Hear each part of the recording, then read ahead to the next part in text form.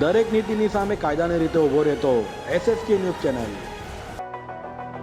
સુરતના લીંબાદ નીલગિરી ખાતે વલસાવાસ પ્રારંભ પ્રવચન માલિકા સમારોહ 2024નું આયોજન કરાયું છે, જેમાં બુદ્ધ ભગવાન અંગે પ્રવચન અને પઠન કરાયું હતું।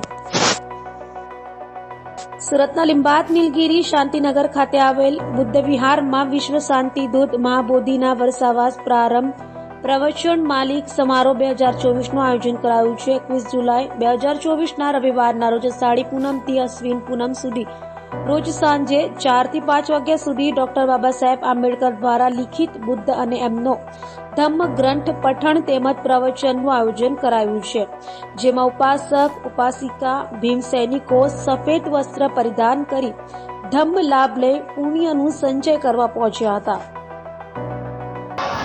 मेरा नाम विजय बदन धम्म रक्षित महात्यारो, मैं बौद्ध धाम का गुरु हूँ और मैं भीम नगर की रत्न बुद्ध विहार में रहता हूँ।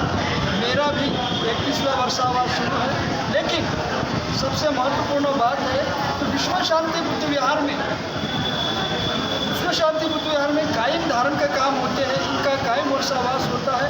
ये बड़ी महत्वपूर्ण काम है और ये जो कार्य है ये बहुत धार्मिक कार्य है। बौद्ध धर्म को जगाने का कार्य है, बौद्ध धर्म का प्रचार प्रसार हो और सारे संसार में सुख शांति रहे, इस माध्यम से ये वर्षावास शुरू होता है। और वर्षावास में भिक्खु भी 3 महीने का वर्षावास करते हैं, एक जगह रहते हैं और वो भी उपासकों को सभी त्रिपिटक के माध्यम से।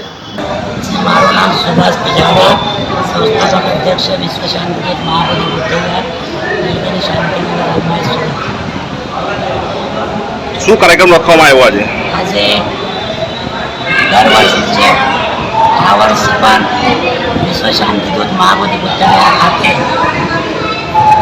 પરમ પૂજ્ય બોધિસત્વ ડૉક્ટર બાબા સાહેબ આંબેડકર લિખિત ભગવાન બુદ્ધ અને એમનો ધમ્મનો ગ્રંથનું વાંચન પઠન આદરણીય સન્માનીય માસ્ટર વાનખડે સાહેબ એમના વરદ હસ્તે રાખવામાં આવે છે અને અહીંયા આષાઢી પૂર્ણિમાથી અશ્વિન પૂર્ણિમા સુધી એનો લાભ બૌદ્ધ ઉપાસક તથા બૌદ્ધ ઉપાસિકાઓને મળે।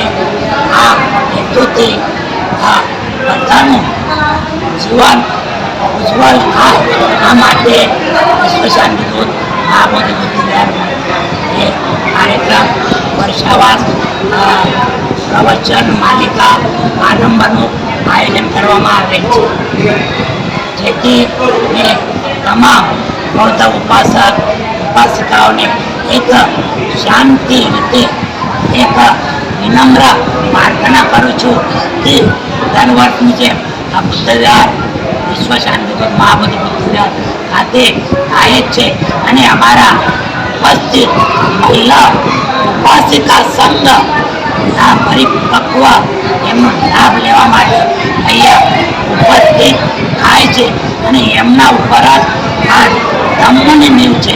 તો મેં એમના માટે પણ સાધુવાદ અને એક આગ્રહ પણ રાખું છું, આજથી શરૂઆત થશે અને આવતીકાલથી સમય 4 થી 5 વાગ્યા સુધીનું આ ગ્રંથનું રહેશે એવી મારી વિનમ્ર અપીલ છે।